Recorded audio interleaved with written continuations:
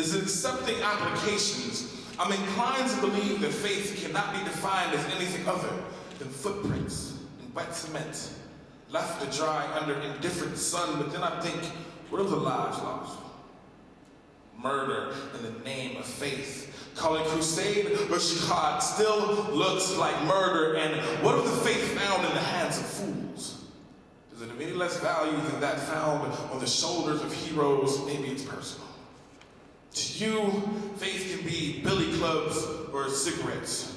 Miracles, maybe to you, faith is a Polish from 95th Street with a little bit of mustard, no onions, and a whole lot of pride. Maybe it's personal.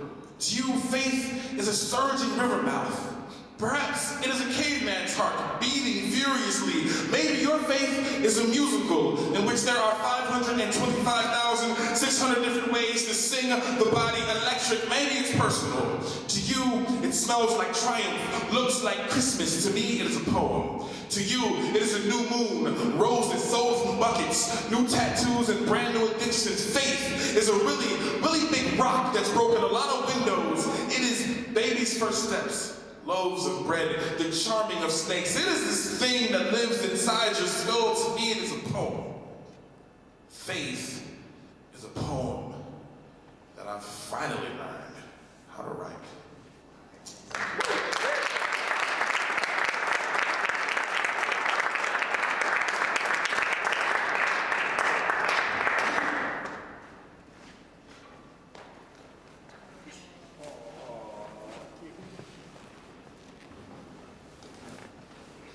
That's the essence of what we're here about tonight. Faith is something different to everybody else. And I think he captured that pretty well. So, Mr. Pickett, I want to thank you for doing that piece. Let's see, right now, I'd like to call up someone I'd like to consider a good friend of mine.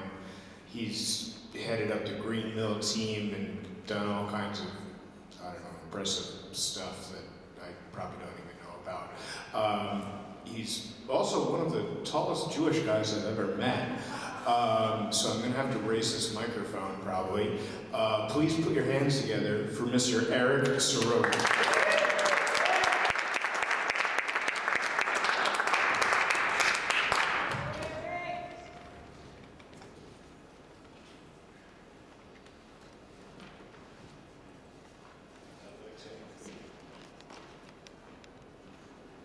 Hey, so I was raised and am a Reformed Jew, so I'm going to do two poems that at least reflect on my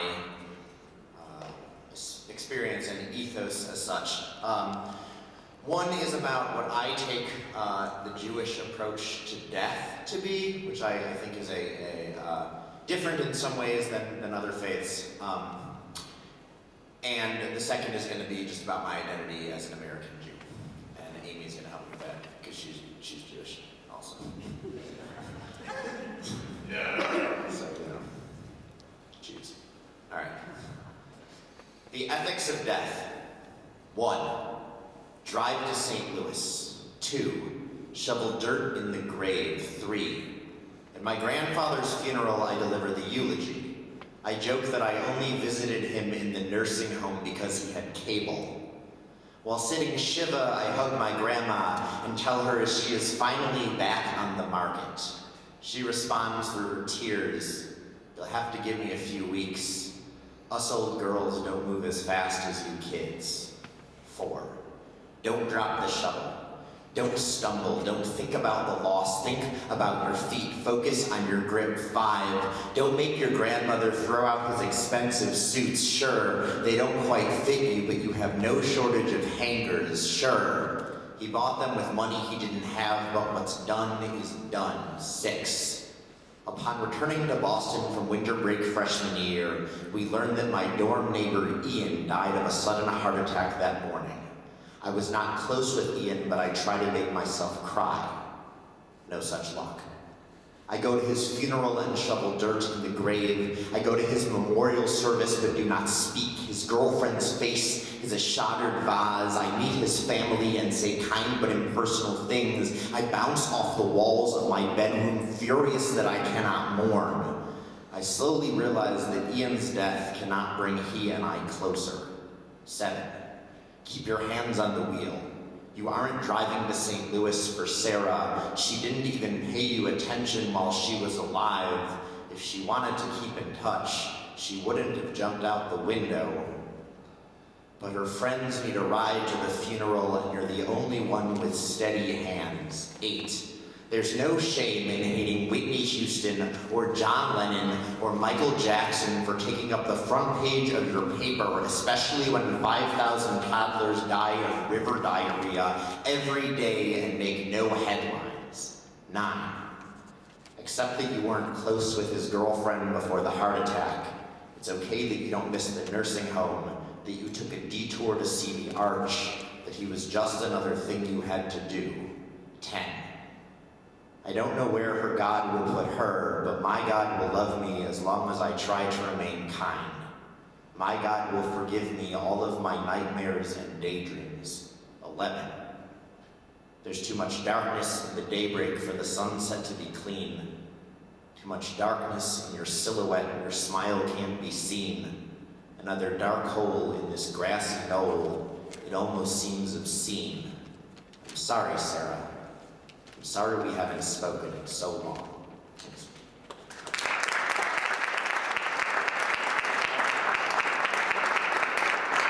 Alright, so me and Amy are gonna do some Jew shit for you now. I think I can swear, it's a Unitarian church.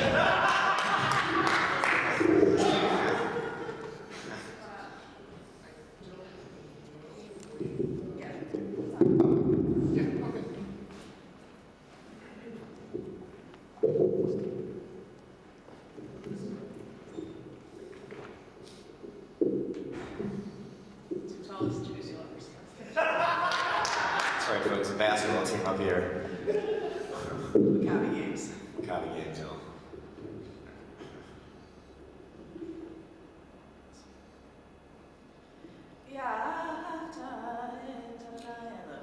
It's Yom Kippur, the Jewish day of repentance and forgiveness. We fast on Yom Kippur, which means we don't eat anything from sundown to sundown, though I make exceptions for Aquafresh and water. I'm sure there's something intelligent to say about all of this, about privilege, faith, opiates of the masses, self-flagellation, or historical memory. But right now, it's 3 p.m. and I am fucking hungry. My Nana guilt-tripped me into going to services, but I hate them more than Jewish God hates everybody. She told me to marry a Rachel Goldstein. I told her I was in a serious relationship with a Palestinian gentleman named Ahmad, which she knows isn't true because I'm never in a serious relationship. In temple, 300 Jews are engaged in prayer. Baruch Adonai HaBarach Le'olam Va'ed. Shalom Einstein, Sandy Colfax, Oive Schmuck, Matzah Seinfeld. I don't think anyone believes what we're saying. Since the Holocaust, like 60% of Jews identify as atheist, according to Wikipedia. Baruch Atah Moses, Rabbi Beastie Boys. The sermon is about struggling with Judaism's place in the modern world and what there is to do about it. I know I struggle with Judaism's place in my life, and I know what I'm going to do about it. I'm gonna fucking complain about it. I'm gonna piss off my grandpa, my parents, and my sister's Orthodox boyfriend who can't chew me out because he's not technically family yet. Kosher hot dogs. I'm gonna act like a 13-year-old for the rest of my life about going to Brandeis and wearing suits in Israel and interfaith marriage. I'm gonna say angry things to God. Not like Christ on the cross or Abraham pleading for Sodom and Gomorrah, but like me whining at you. Right now. Baruch Atah. Accusations of liberal media bias. Our code for anti-Semitism. Drake, Barbara Streisand. In December 2008, I visit the Holocaust Museum in Jerusalem. Meanwhile, Israel bombs Gaza, killing 700 civilians in 3 weeks. Maybe this is what causes the gulf between me and my heritage to fluctuate between puddle and moat. Maybe it's the pressure against interfaith marriage which smells like bigotry but tastes like loyalty, or the pointless fasts, or the suburban flight, or maybe it's how every time I bow my head in prayer to a God I still believe in, my yarmulke falls to the floor. All right, thanks so much, folks.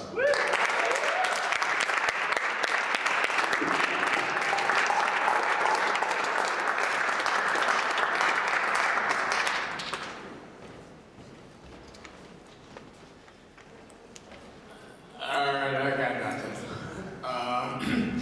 However, he does have a fantastic chapbook. There are copies of it on sale out in the main lobby there. And you should pick one up, because it's pretty cool. And he's pretty talented. He's done all kinds of stuff national-wise and whatnot. Anyway, I didn't bring the list up with me, damn. Excuse me, darn. Our church. Let's bring up somebody who kind of knows what he's talking about. Mr. Francisco, if you'd grace us with your presence. This is a man that's actually gone through seminary and kind of knows what he's talking about when it comes to religion, as he's had the education. Am I mistaken in any of this? What are we doing?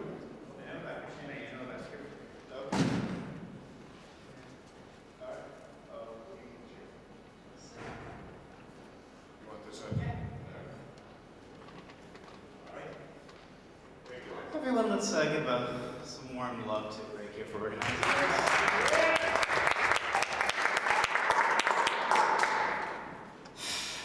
So I came here tonight and I was thinking about I was going to do chapter 4 of Mark, but I'm feeling guilty because I'm not doing anything original. So we're going to start off. Anybody here from liturgical traditions? Any Episcopalians, Lutherans, Roman Catholics? Okay, so a reading from the book of Mark. And once I do that, I'm actually going to give a little homily on Mark 4.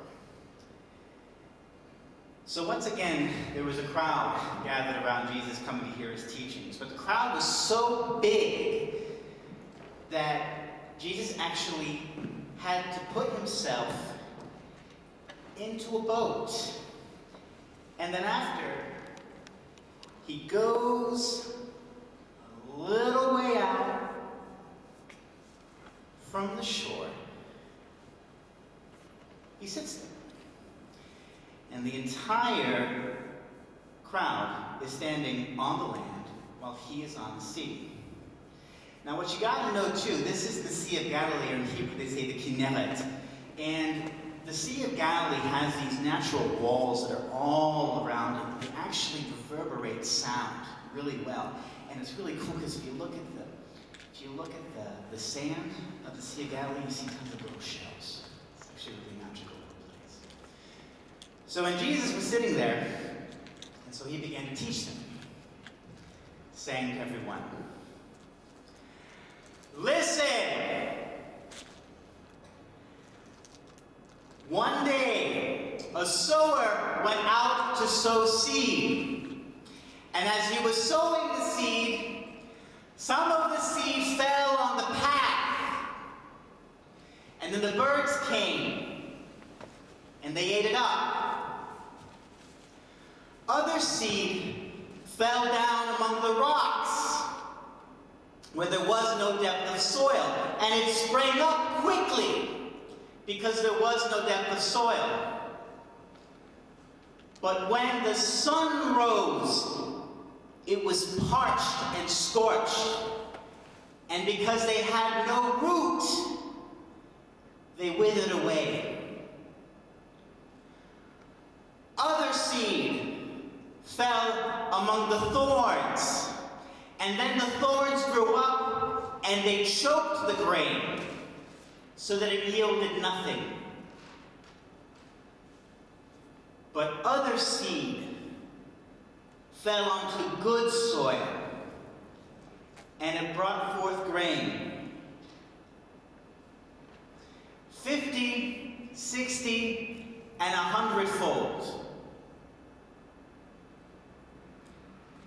Now later on, Jesus goes on to explain to the disciples exactly what he was talking about, right? So he's speaking very metaphorically, and most of the people he's talking to were fishermen, day laborers. They weren't quite used to metaphorical thinking.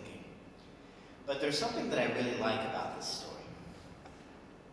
because it's something that kind of gets overlooked. If you are a reasonable farmer, why the hell would you be scattering seed on the path? What kind of farmer is that? If you were a farmer, what kind of farmer would be scattering seed among thorns or in the rocks? If you were a farmer back then, chances are, unless you wanted to shell out a whole bunch of sheklim, right, for your stuff, money, to pay for your seed, you needed to be really careful about where you put your seed.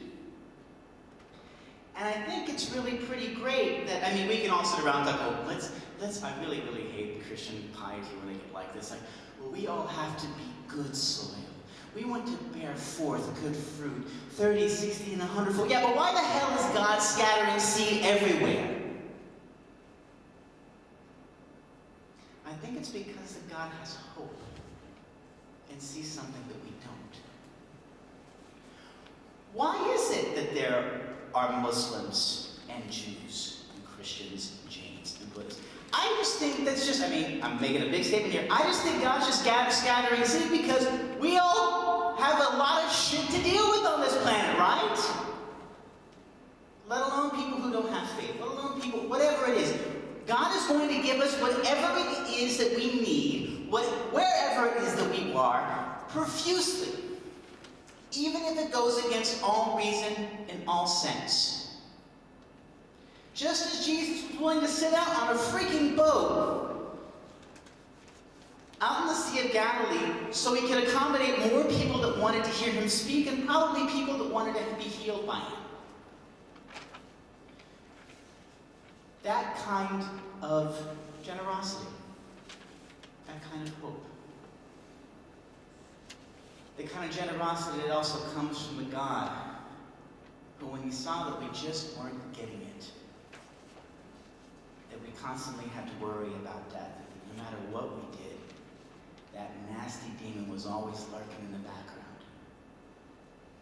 God sent his only son to make death history, so that we need never fear anything ever again. We never need be afraid of our own guilt. We need never be afraid of our own failings.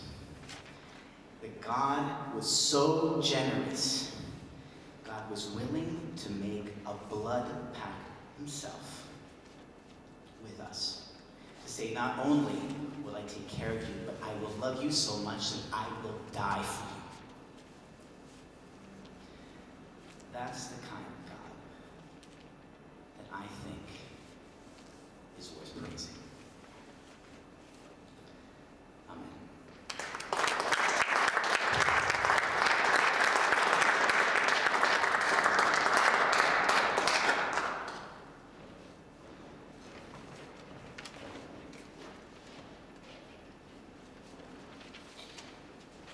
The daily spiritual thoughts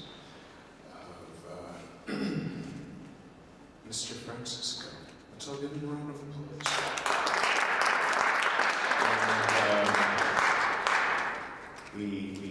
We're kind of running under the gun at this point as far as timelines goes, but let's give a round of applause for our final performer of the evening, the runner of the and founder, for that matter, of the only other certified slam in Illinois, the Rockford Slam, Mr. Bubbles Mateo Sanchez.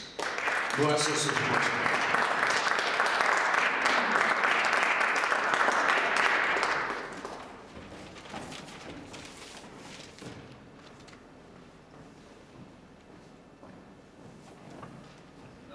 Slam Master would actually kill me if I didn't correct that slightly. Actually, the slam was going on for about a year before I even found out about it. She's mean to us.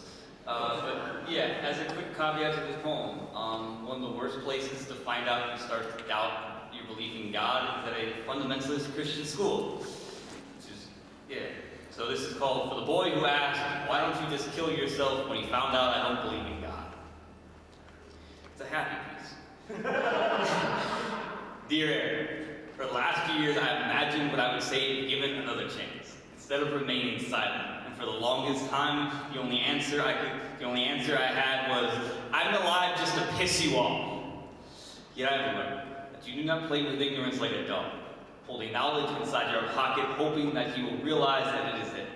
So let me give you an honest answer, yet please understand. I did not wake up one day and decide not to believe in God. Instead, I spent months questioning everything, searching for any reason to still believe, hoping that these doubts consuming would simply slip away. Knowing that with them would come loss, because the moment I lost God, I lost everything. The belief that I held for so many years becoming dead to those around. Losing the security which would come from me late at night. Do you know what it feels like to stand in a crowded room alone? Yet I have found that there are those who will hold you with open arms, care nothing for what you believe. Instead, they will remember your name for no other reason than it is yours. But now I can answer your question. Yes, there are some days when the only reason I am still alive is because there is nothing better to do. There are other moments when I realize that the rising of the sun is a question mark, waiting for us to fill in those moments, remember the feeling of a lover, hearing their voice in my ear, looking at my nephew's eyes, wondering what he will become. Aaron, I'm still alive, because every breath is a gift. The tension in our chest, a reminder that we are still here, and I can imagine no other existence beyond this one. So I intend to embrace every moment,